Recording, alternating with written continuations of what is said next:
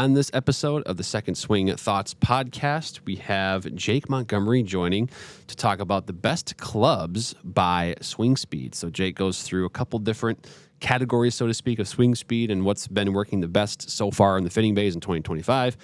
We also have to review some professional golf. We had another thrilling finish on the PGA Tour. And then we also look at, as well, the LPGA Tour. They had a team event this past weekend, and our own ambassador, Kate Smith-Stroh, had an impressive finish. So we'll go over that as well. That and more in this episode of the Second Swing Thoughts podcast.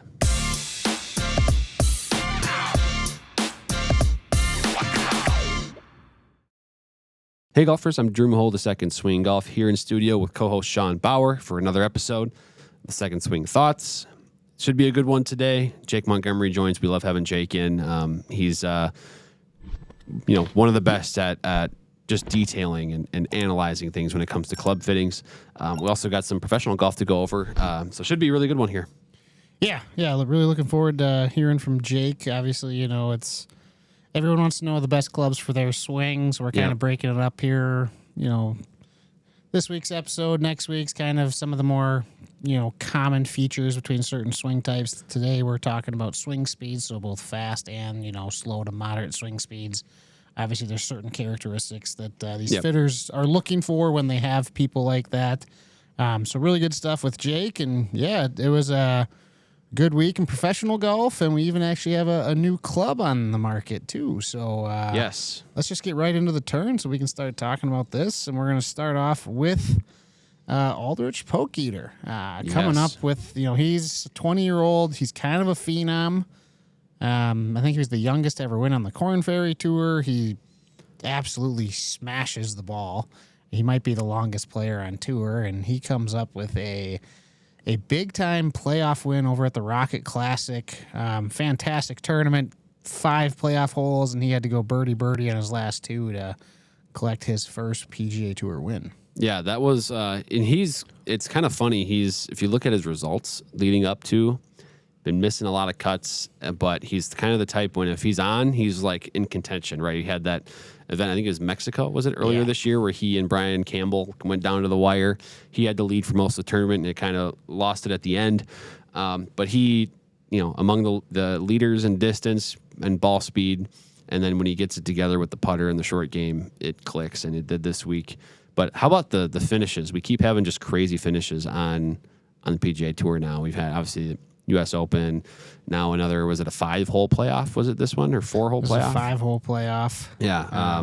But good for him. I mean, it's a 20-year-old to win like that in the fashion he had. He's put together a very impressive resume just in, as a rookie on the PGA Tour. Yeah, I saw someone on X talk about how he's just living the Ricky Bobby life. Yeah. If you ain't first, you're last, because you go look at his finishes, and it's like he had second down in Mexico, and then everything else is like cut, and then wins it. Right, and he had a really good finish last week, I think, too. He was up there, so kind of funny. Yeah, to see, and with experience will come the more consistent finishes, right, where it's not, 8 missed cuts in a row, then a top 10, and then back to missing cuts.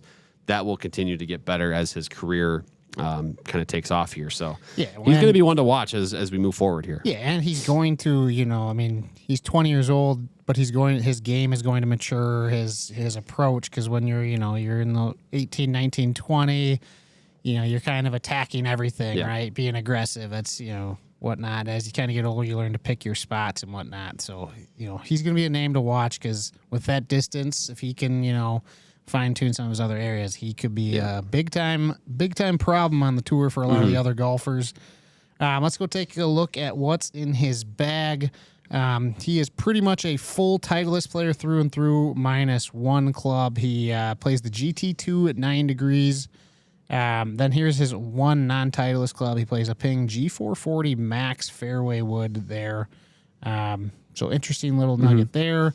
And then you get into his utility irons. He's playing a Titleist prototype there for a 2-iron, and then goes into the T series for his T150 4-5, and then the T100 6-9 iron. Interestingly, he was playing 620 MBs earlier in the season, but has since switched. And then you look at his wedges, SM10s and WedgeWorks. But the interesting part here on his wedges is he's going, a lot of extra stiffs in there. Yeah. And his 46 and his 52, and then still goes S400, which is pretty common there with 5660. But with his swing speed, it probably makes sense. And then he plays a Scotty Cameron tour prototype as well, blade there. Yeah, I think that is. I mean, it's part of it is probably swing speed for him, but you also do see a lot of those faster swingers even still use that softer shaft in the wedges, and he doesn't, and he's just a player. We could dive into it as far as maybe he's the guy that uses his 60-degree for everything, so he wants it just in that shaft, or maybe in that club just the softer, and then his other wedges are kind of the full swing clubs. But nonetheless, it's a setup that works for him.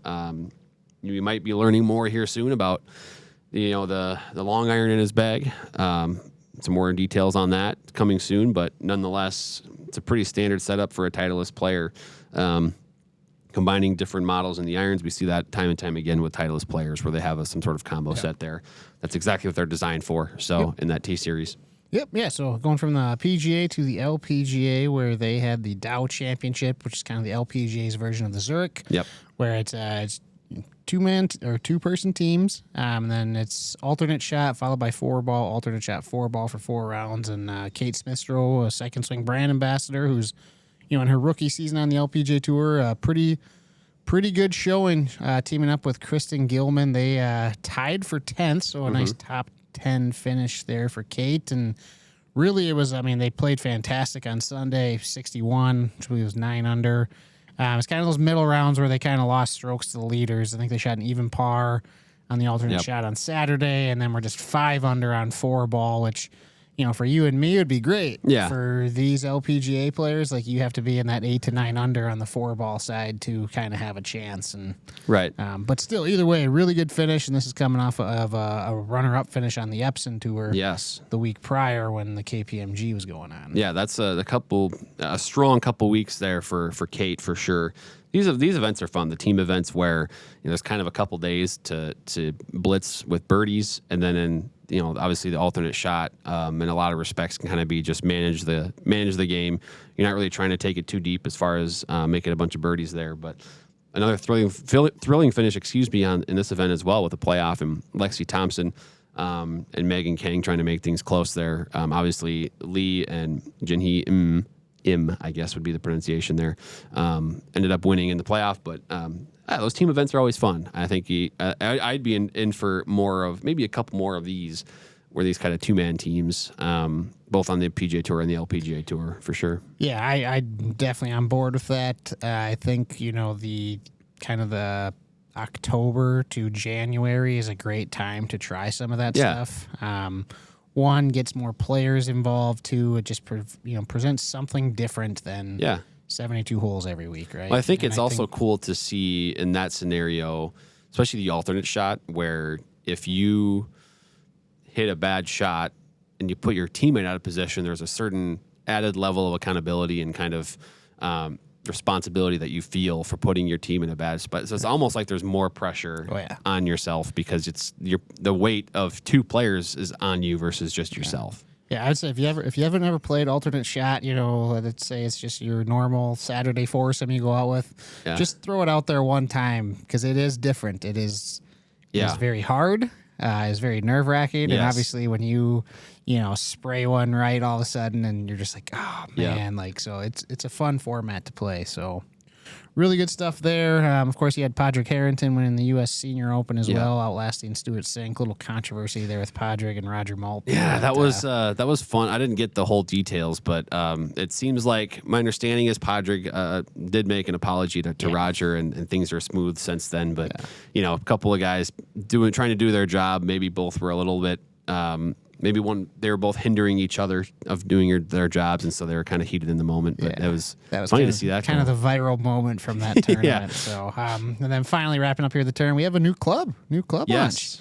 We haven't had one. I mean, a big edition, I suppose. I mean, there's been limited edition releases here and there, but Titleist coming out with a GT1 3-tour fairway wood. Drew, what can you tell us about it? Yeah, Swing Report video is on YouTube, and I am very impressed with this club. I hit it really, really well in the video. Kind of blew me away, and I think this is where I more or less pulled a heat check, and kind of called my shot a couple times here, and I hit exactly the shots I was looking for. it's cool because so many times you see these players, fairway woods, or maybe quote unquote low spin fairway woods, and they're super compact or super small, and can be intimidating for the player that does need low spin.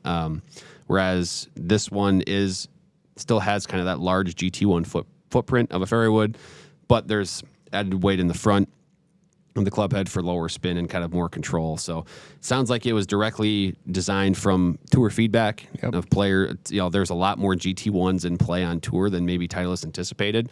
So they built this to kind of fulfill that need. And I think it's really good. It's going to be a really good option for maybe players looking for a lot more control and workability. Yeah, I mean, I think I saw you even had on Titleist's TrackMan, you had 151 smash, so just annihilated. Yeah. I got a hold of that one clearly, maybe a little too good, but nonetheless, it's awesome. I mean, check out the video to see all the the anecdotes we're talking about right now. But if you're looking for a fairway wood, you kind of like to have some confidence-inspiring, large footprint to look at, but you need to maintain your spin a little bit. This is going to be a really good option. Yeah, well, maybe that one will become a best club for a certain swing speed coming up. But we're going to talk with Jake Montgomery here. You sat down with him recently, kind of talking about best clubs based on fast swing speeds, best clubs on slow swing speeds. Yeah, and I think what's interesting in this that you'll see is how quickly in some of the categories, some of the questions I ask him, he has one model right there that comes to mind. And so to me, that's a pretty good definitive sort of answer for someone that's fitting golfers all the time. The triple diamond is the best for this category, right? Yep. And it's encouraging for golfers if they may be having they have a question, they're struggling with what to get fit for. There's some answers here in this segment with Jake for sure.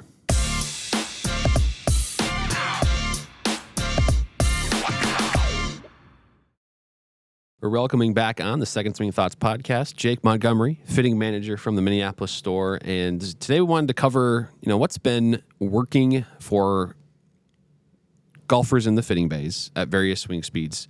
Specifically, we're going to talk about high swing speeds today, Jake. So I guess I don't even know if I have a number of what the driver swing speed would be. I know that you probably have a number in mind of what you would consider high speed, probably for sure 105, 110 plus. I would say 110 is kind of where I consider you start being like a high-speed player. I mean, I'll still fit guys at 105 and extra stiff. You're not moving it slow. Right. I mean, to a degree, that's a little bit more. I mean, there's tempo involved instead of not just swing speed, but 100%. To your point, yeah. I would say once we start crushing or passing 110 to, especially like 115, if you're 115 plus, you hit the crap out of the ball. Yeah. So that's when we're really considering you are a very high speed player. Right. If you hit the 120s, you're faster than PGA Tour average. So congratulations. Yeah. There's actually, I think we're seeing a lot more of those players than we think because, with this influx of how the game has grown a little bit, you're seeing a lot of these, maybe high school kids and college kids picking up the game that are just athletes. And they're coming into the game with a bunch of swing speed already. So, but with that said, let's talk about drivers that you've seen work with really high speed players. And these could be, could be a really, really skilled high speed player, or it could be a high speed player like I kind of just mentioned that maybe is relatively new to the game, but still needs something maybe to reduce spin and control the ball flight. Yeah. I mean, I would say by a wide margin, GT kind of stands on its own as far as high speed goes. It is really, really good at controlling spin, which for most of the high speed players, that's kind of their main issue. Yeah. The faster you swing, the more spin you're going to generate, especially on any kind of a heel miss. That spin rate's going to balloon like crazy. It's not always necessarily in the GT3. I've fit plenty of high-speed guys into a GT2. We were just talking about previously, Cam Young is playing a GT2, and that just kind of is for helping with dispersion.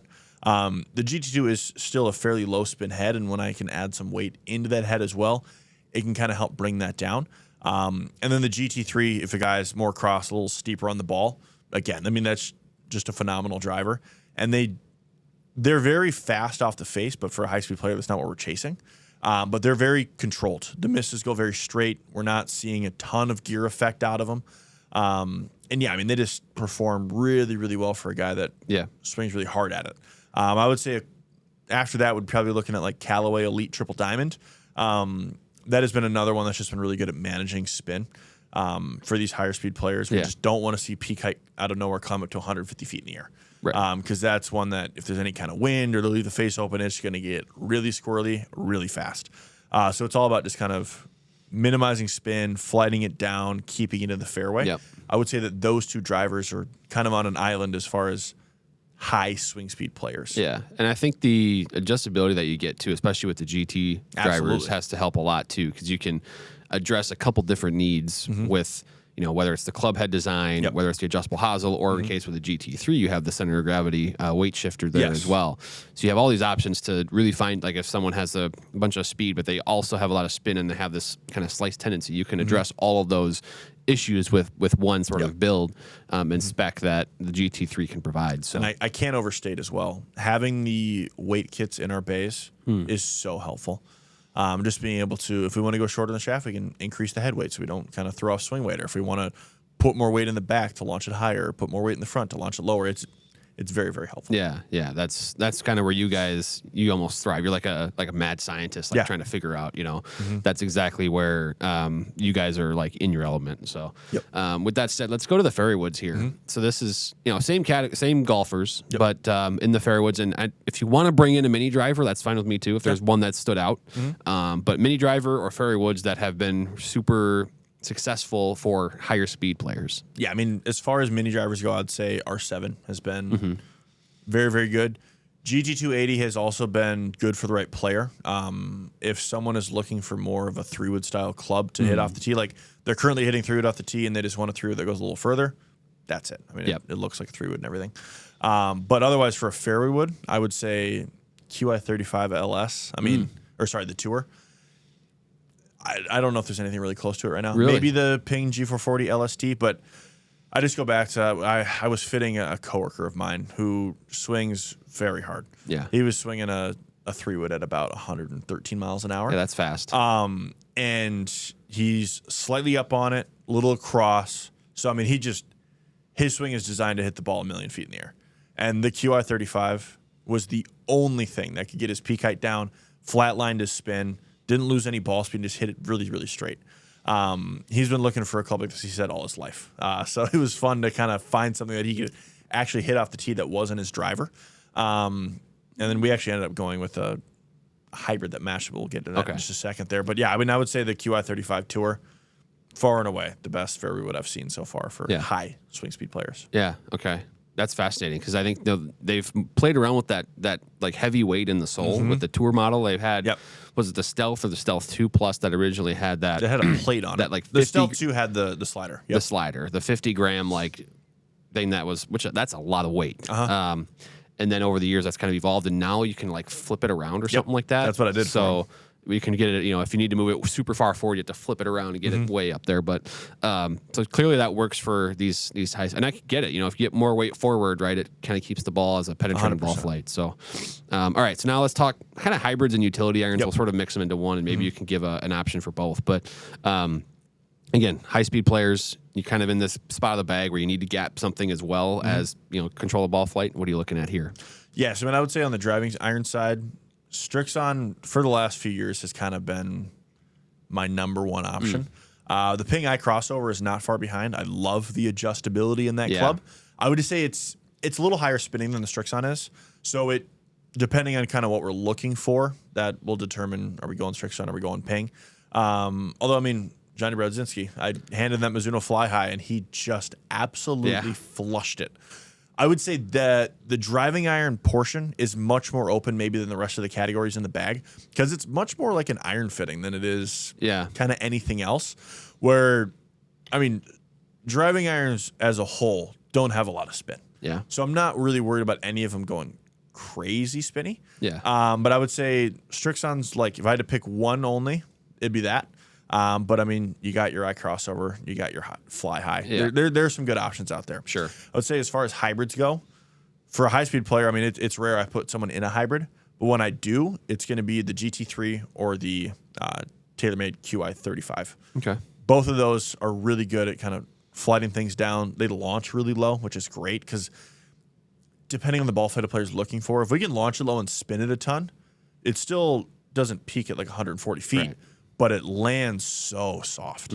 Or if we can get 5,000 spin, but it's launching at 9 degrees, and we're carrying it about 230, 240, we're hitting the number we want with plenty of spin, but which is something a little more forgiving than an iron. Right. And actually with that, that's kind of like, you hear all the time with drivers, high launch, low spin, right? That's kind of the combination.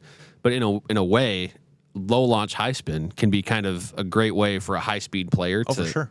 Maximize the control that they have over this type of club. If they launch it low, but they get the spin where it's not ballooning super high and the wind isn't grabbing it and taking it somewhere, you can still hit the ball how you swing naturally and get some benefits out of it. So,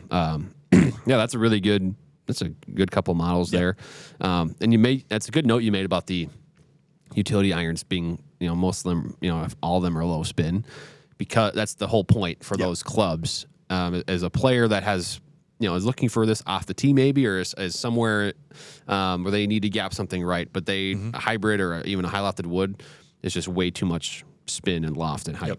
Bring that down. Get something that can launch in the appropriate window for them. Irons now. Let's wrap up with irons in the high speed category. So I don't know if you want to hit multiple categories here or not, because there's probably not a ton of players that you fit that, are a lot of speed, but maybe need a game improvement iron. But if there is, if you've got one in your mind, you can relay that. Otherwise, I'm sure there might be a player's iron too. So that is probably the hardest fitting I'll do, is a guy with a ton of speed, but needs something forgiving. Yeah. I will never give them a game improvement iron because they catch one and it goes 210. Yeah, right.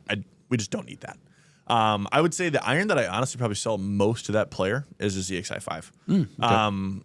Like I said in a previous video, that one's especially is forgiving, but it's not like super jumpy where all of a sudden you're going to hit a low spinner and it's going to go 15, 25 yards further. I would say that or the Mizuno JPX 925 forged. Both of those are really good for high speed players in terms of bringing or managing the height. I mean, they're going to hit it high no matter what and how fast they're swinging. But it's not 220 and then 175. And yeah, exactly. Yeah. I would say for your moderate to better player, T100, T150, or the Strixon ZXi7. The three of those are fantastic. They all launch fairly low, and they spin pretty consistent, which, again, like I said before, it's all about kind of managing that height. The T150 will go a little higher than the other two, as it just has a wider sole and a little deeper center of gravity. But for a high-speed player, I just don't want to see that land angle at 55 plus. I don't want to see the peak height at 130 plus. Because if they play in any kind of wind, they are going to have a really, really bad day. And then again, for high-speed players, I mean, as a general rule of thumb, do you kind of recommend the idea of comboing stuff, like even like T100, T150, or is it kind of like based on how they're hitting the ball sometimes? Because it really depends on ball striking. Yeah. If I'm fitting a college player that has a lot of speed, I'm not worried about splitting their setup. Right. As long as they're not. If they tell me that they have issues with gapping at the top end of the bag, we are absolutely going to combo set that. But I mean, like when I fit Jake Olson, I asked him, like, are you okay going with this all the way through the set? And he's like, oh, I wouldn't mind having a little bit more in my 4-iron. So we went with the P7CB there, and then the MBs the rest of the way down. But again, I mean, that's not a crazy big iron in that 4. So it really depends on kind of player feedback. I will hand them, because we do have some sets that are bonded in our tour van where I can hand them a 5-iron that matches the set that they're going to buy, and have them hit it, and we can kind of see how that gap plays out. But I would say it's really on a kind of a player-to-player basis. Got it. Okay. Yeah, because that is interesting that with high-speed players, it's funny to hear you and how much different sometimes you have to approach things based on swing speed alone. Yes. And I know that the first few minutes of that fitting, you're getting all these notes from just asking some questions. But some fascinating, I guess, results or feedback from you on the best options for high-speed players there. We are in the studio with Jake Montgomery, fitting manager at Minneapolis, talking about the best clubs for certain swing speeds. We just talked about high speed players, and now we wanted to cover the low speed players. And throughout 2025, Jake, you've obviously fit a ton of both. Let's start with the drivers. Yep. The best drivers that you've fit for players that maybe have low or moderate speeds, and the best success you've had there. Yeah, so I mean, I would say before I get to like the standard drivers, I just want to say, if you are on the older side of things or you're swinging really, really slow these days, try a mini driver. We can loft those things really, really high, which again just gives us way more peak height. I have had many examples where we are 10 to 20 yards longer with a mini driver than we are with a standard driver. It's a little shorter, which gives you more control. We can set the loft to 15. And the longer we keep that ball in the air, the further it's going to go. So I would just keep an open mind for that when you kind of come in for a driver fitting. Interesting. And before we go to the standard drivers, have you noticed a big difference in like forgiveness with going to a smaller head, or is that really not an issue if you Honestly, get the smaller shaft and they not can kind a of ton. Yeah. I mean, forgiveness really is just ball speed. Yeah. I haven't seen a huge drop off when they're hitting it on the toe or the heel on a mini driver compared to a standard model. And especially, I mean, for a lot of the players, it looks more like a driver that they've been used to playing most of their life. Yeah, I suppose. Yeah. So it can oftentimes be really familiar for them. Okay, interesting. That's actually not something I expected to hear from you to start this off here. Yeah. But so many drivers are a strong consideration for those players, and that makes a lot of sense the way you explain it. We can get the driver up to 13, 14, 15 degrees, and get a shaft that's a little bit more. It's shorter, and you can control the club face a little bit more. But with those standard drivers, or what you would consider today, a driver, any model in particular stick out? Yeah. So the G440 HL build, where there's a lighter weight with the Alta Quick shaft in there, that is far and away standard length driver wise the best one that we've seen. The components in it are really, really light, which allows you to pick up a couple miles an hour club head speed. It is a fairly high spin driver, which, like I said, we oftentimes want more spin for this player because it helps keep the ball up in the air. They're not going to lose a whole ton of roll up, but you might gain 10 yards of carry. Yeah. The other one I would say as a option would be the Titeist GT1. Again, lighter headweight build, especially when we can change the weights out in that driver. And then they also offer a couple different 35, 40-gram shafts in their fitting matrix as well, where we can just kind of make as light a weight build as possible, add a lot of loft, and just kind of keep the ball up in the air as much as possible. I'd say another area for this, if you were just looking, price doesn't matter, you want to gain as much distance as possible, try the Ventus White. I was going to bring that up, I too. cannot tell you how many players I have had where I put that in and we immediately gain 10 yards. It is so stinking good. Yeah, I mean, I was going to bring that up if you didn't. So it's funny that you were thinking the same thing, because the Fujikura Ventus lineup has been super successful for several years now, but it's primarily catered towards higher speed players, or it has up until 2025. Yep. Now they've got this Ventus White, new color, I guess, or color category for them that they haven't had before this year. Lightweight design for slow swing speed players. And I've only heard awesome things from the fitters, so that's something to consider with, and with the drivers especially. It's one of those driver heads with that driver shaft, and if you're a light or moderate speed player, maybe you're losing some distance, or maybe you just don't swing it very fast and you want to gain that. It's probably the way to go there. So now in talking the fairway woods, I think I have an idea of where you might go with this as well, because this it goes along with your conversation about mini drivers and what you brought up in the loft. I feel like if you're in this category of slow to moderate speed, a 15-degree 3-wood probably isn't the play for you. So let's talk about fairway woods and kind of go, what models have you seen here? Maybe you're fitting them into 5 or even 7 woods. Yes. So, I mean, if you feel like you've lost 20 yards on your driver, you do not need a 3-wood. Loft is the reason that it's not going as far anymore. We need to get that ball up in the air and keep it there. 5-wood for this player is going to be as low as I'm going. We might start at 7-wood, go 7-wood, 9-wood into hybrids. It all just depends on launch conditions. If you are naturally shallower and you don't swing down on it a lot, and you deliver a lot of dynamic loft, 18 degrees would be more than fine. But if we're a little steeper on it, we're swinging across, 7-wood's going to be your best friend. It's going to get you in a launch window where you want. So for most players, I'm looking for their fairway wood to launch anywhere from 11 to 15 degrees. All depends on speed. And then spin window, ideally in like the 3,500 to 4,500 window. I don't care what loft is on the club. I just want to find the club that helps us do that. And then, 9-woods have been awesome. They land so soft. They go really high in the air. But there's enough of a loft difference between the 7 and the 9 that there is a difference in the distance. Yeah. Because for a lot of these players, too, the 5, the 7, and the 3 can all go the same distance. The 5 and the 7 will carry further. The 3 will roll most of the way, but the total is almost exactly the same. When you get into that 9-wood, there is more of a distance difference there that allows us to kind of properly gap that top end of the bag. And then I would say brand-wise, Ping, and surprisingly this year, Callaway has been great in the high lofted fairways.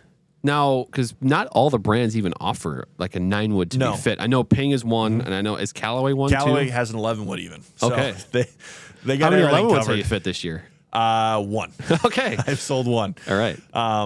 It was to a woman that came in who she just hates hybrids. So Okay. we just wanted to iron set into woods. Now, how many woods does she have in the bag? She went 11, 9, 7, 5. Okay, So then We got 'em all. So in terms a of lot of number head of head covers in the covers bag. there, yeah, Yep. and that's actually the famous Fred Couples quote that he Yep. had said, where he's like, "I think every year I just add a head cover to the bag," you know, Uh-huh. because I think he has famously like, 6 of them maybe in Yeah. terms of his driver, fairway woods, and a bunch of hybrids. Uh-huh. But yeah, that's fascinating to hear that, and that's an important conversation. I think that that golfers I think are becoming more aware of as the game changes and the Yep. ball spins a little bit less and things as we move forward here. So, but yeah, that's a good thing for golfers to remember. Speaking of hybrids, in the hybrid category, I know there's probably not a utility iron in this category. So No. is there a hybrid that's like launching really high for these type of players? So I would say one that I've loved so far has been the GT1. Okay. It's a kind of an oversized hybrid. Center of gravity is really low and really back. I mean, it really is just kind of more of a cross between a fairway and a hybrid. That one's been fantastic. And then, I mean, you're going to hear me say this a lot throughout this video. Ping G440. Yeah. Those hybrids are so good, especially, again, in that HL build, the high launch where you put a different weight in the back there. You get that ultra quick. It's really light. It spins a ton. It launches really high. I mean, it is way easier to hit than a 5-iron. Now, I have to give an anecdote here about the G440 hybrids. Mm-hmm. When we went down to Ping it would have been December before G440 came Mm-hmm. out. We were able to get there and do some testing on them. With James Lee, the fitter, he actually had me hit the 2 hybrid. Yep. And then he's like, "Yeah, I'll just hit the 7 hybrid for fun." I hit the 7 hybrid. I'm not kidding you. I hit it 3 times. It was the exact same shot every time. 190 carry for me, which is, again, I'm not playing a 7 hybrid in Yeah. my bag. But for a little bit there, I was like, maybe I should play this club because I was hitting the same shot every time. So there's a consistency factor too, and it was obviously launching very high and again, for my swing speed, probably not the fit in the long term, but to feel it was so easy to hit the shot that it's supposed to hit. Yeah. And so I wanted to give that note in there too about G440. Okay, irons now. Yep. For the slow swing speed player, any models in particular that jump out at you? Strixon ZXi4, great iron. Mm-hmm. It spins a lot. It has a very wide sole, which again just launch the ball higher. But it's very fast as well. Like it has great ball speed, and ball speed just kind of keeps the ball going up in the air. If you think about like launch angle is this, the faster ball speed you have, the higher up that ramp it's going to go. So the more ball speed you have, the higher it gets. Again, Ping G440. That's the one, like if there were any brand where I'd say like you can play it all the way through the bag, if you're this type of player, you can do Ping. They have you covered, trust me. And then I would also say the Titleist T350. Those are 3 irons that are launching pretty well. They produce great ball speed, and they have some pretty solid spin.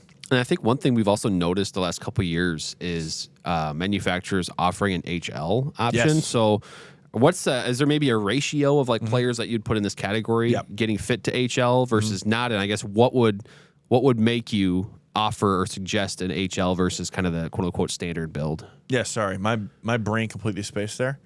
The Elite HL. That is absolutely one you must try as well. That has been a fantastic iron. But yes, TaylorMade has an HL model for us to try. Callaway does, and then the Ping offers their retro head. So all 3 of those are very, very helpful. The Mizuno, JPX, HL as well. I mean, honestly, as far as high launch irons go, they really have you covered. When I first started fitting, there weren't a whole lot of models that were designed to launch the ball really high. They were just so focused on distance. And I think that they got a lot of feedback from customers and fitters saying, like, we need an iron that's just purely meant to go high. And manufacturers have listened. I mean, there are tons of options out there now in HL builds where it's more loft, Right.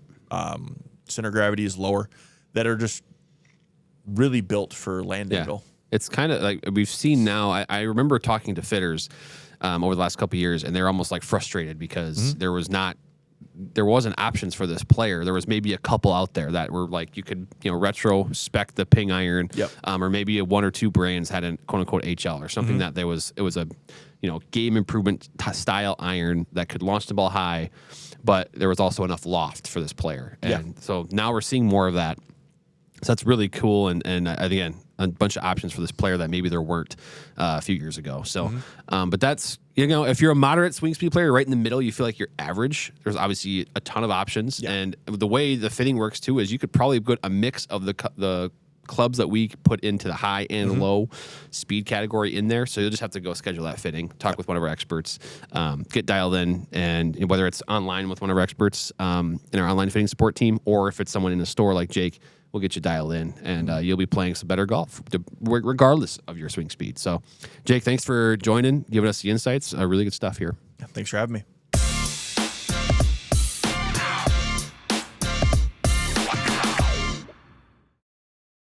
And that was Jake Montgomery in the studio. Again, as I mentioned, it was fun to listen to him just rattle off, and quickly what comes to mind for him as the best items in each category. And we kind of threw mini driver sort of in there, not really anticipating it happening, but I think mini driver is also a big one that he, as he mentioned, has taken off a lot, and there's some unique scenarios where that can work for a wide range of players too. So that's kind of fun to get that perspective from him. Yeah, I thought it was interesting that mini driver made it in both of them. Yeah. Right? And we kind of heard that from him, we were talking after the U.S. Open, and we talked about, Adam Scott and them playing mini drivers. And he had kind of brought that up, that he's seen a lot of success with, players with those slower to moderate swing speeds that just getting this extra loft on there and maybe a little smaller head just allows them to get that ball up into the air. So that was interesting. And I know when it comes to the fast swing speed, fairway woods, I had talked with Jake earlier this year, and it was TaylorMade QI35 tour. Yeah. And he even said that's the one that he's been getting a lot of success with for 7 woods for high swing speed players, because you can manipulate the weights with that tour fairway wood. So it's still, it's not going too high, because obviously when you swing fast, you tend to launch the ball much higher and spin a little more. Right. And so really interesting stuff. I always enjoy hearing that, because there's a lot of people that want to know that. Hey, I swing 115, I swing 112 with my driver. What's a good option for me? And right, and and it's probably a discussion, and maybe even a tough one for a lot of fitters with golfers, because there's so many that if you swing fast, sometimes the 7-wood just launches the ball so high with so much spin that it just doesn't work for a lot of them. But they really want a 7-wood because it's forgiving. So good to know that there's a go-to option, at least for Jake in the fitting bay there. So, but yeah, as far as what's to come on YouTube, we have a lot more stuff from the tour trucks to come. We had last week we had the fairway wood build of Gary Woodland. We have a discussion with Graphite Design, and kind of how they have a different dynamic when they're on site at these events. They don't really have their own truck. They're instead kind of working out of all of the different club brand trucks, so it's kind of a cool dynamic to talk through there. Also this week, of course, we've got some videos that are already up on the channel as far as the GT1 Tour Fairway Wood. We've got the Thriver from Ping, which that was an interesting one to see that one in action. Unique build there from Ping, kind of working its way kind of into this mini driver sort of segment of golf equipment. We do not have a live at lunch this week. I'll make that known as well because of the holiday. We will be back next week. We got a fun topic planned for that, highlighting some of the some of the best value items we have in the Second Swing on the Second Swing website. So a lot of fun stuff coming. Yeah, and then we also got Max Bush, another fitter of ours. He's going to be on the podcast next week. Yes, and we're going to be talking about best clubs for players with shallower swings and those with steeper swings. Yeah. So kind of two of the main, obviously, swing paths you have there. So should be another good one there. And on the Second Swing side, obviously, we have some 4th of July golf specials. Still have our best value golf clubs. Lots of great options there. We've highlighted them plenty of times. You probably have it memorized by now if you're listening. And keep your eye out next week also for some special stuff as well. That's all I'll say. Yeah, and I'll be making another trip to kind of a club company headquarters next week as well. So some more content coming from that as well. But that's all I got for this episode. I think it was a good one. Yeah, it was a great one. Subscribe to hit that subscribe button. Second Swing Thoughts Podcasts. Subscribe to the YouTube channel. Subscribe to the podcast. We appreciate you watching, listening, leaving comments, and we'll catch you next week on the show. Yeah, have a happy 4th.